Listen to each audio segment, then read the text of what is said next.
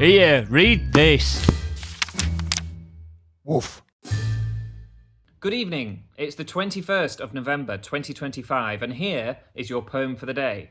As always, I'll read through the poem in one go, and then we'll talk a little bit about it afterwards. It's a short nonsense poem tonight, but there is a bit of an authorship mystery to unpack, so we'll mainly be talking about that. But here's the poem. It's called Triolet, and it's by, not G.K. Chesterton, George Coullahan Heseltine. More on that in a second. I wish I were a jellyfish that cannot fall downstairs. Of all the things I wish I wish I were a jellyfish that hasn't any cares. And doesn't even have to wish I were a jellyfish that cannot fall downstairs. Right, before we get into the thorny authorship question here, let's just talk about the poem itself. So it's called Triolet. Triolet is the name given to this stanza form of 8 lines with 2 repeating lines or phrases. In this case, I wish I were a jellyfish that cannot fall downstairs. I first read this poem as a child, as I'm sure many people first read this poem. And as a child, naturally, I was much more concerned with the question of animal welfare than anything to do with the author or the authorship question. What concerned me was the logic of what the poem was stating.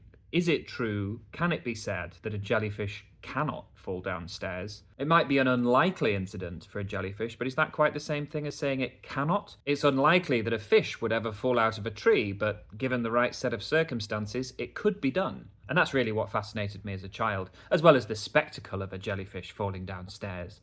What kind of noise that would make and what kind of momentum it would build up and so on. But crucially, the difference between an unlikely calamity and a physical impossibility. Now, turning to the author, who wishes he was a jellyfish, I think what's puzzling about this poem is the dissonance between the extremity of the wish, wishing to be a jellyfish, and the mildness of the hardship, falling downstairs. There's something out of proportion here in seeing the non-being of being a jellyfish as preferable to falling downstairs. Jellyfish, after all, represent animal life at its most watered down, as close to being nothing as being alive gets. But other thinkers have come to the same conclusion. Jimmy Buffett, for instance, who said he'd like to be a jellyfish because jellyfish don't pay rent. And here in this Triolet, the poet's wish for erasure brings him round by means of those repetitions of the form to wish he didn't even have to wish to be a jellyfish. In effect, the poet unwishes itself out of existence. And the irony here is that the poem did indeed drift away from its author. So let's move on to untangling the question of authorship here and why it has become attached to G.K. Chesterton. So according to the collected poetry of Chesterton, edited by James Vincent Scholl in 1986, the misattribution goes back to Dorothy Collins, who was Chesterton's secretary and literary executor after he died. Scholl supposes that Collins confused the initials of G.K. Chesterton, GKC, with the initials of George Coullahan Heseltine, GCH. And the reason that the two names were together was that Chesterton was the editor of a weekly magazine who published Heseltine's poem, Triolet, and in his capacity as editor, he wrote out some of the poems that had been submitted. So he wrote out in his own handwriting this poem, Triolet. Collins found Chesterton's writing of it, signed GCH, and thought it must have just been a misprint. Scholl writes that Heseltine's wife, Isabel, confirmed it had been written by her husband and added the biographical detail that Triolet was inspired by a fall. So Heseltine really had fallen down some stairs badly enough to wish he was a jellyfish. And there's a delightful little coda to all this. So Isabel Heseltine shared, I'm assuming this is after George Heseltine passed away, otherwise maybe we'd have his word on this.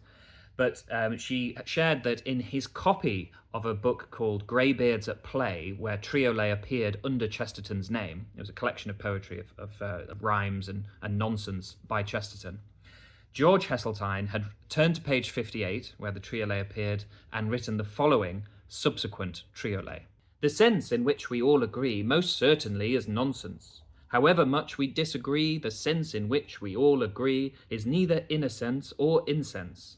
Page 58 was writ by me, which makes the sense we all agree most certainly is nonsense.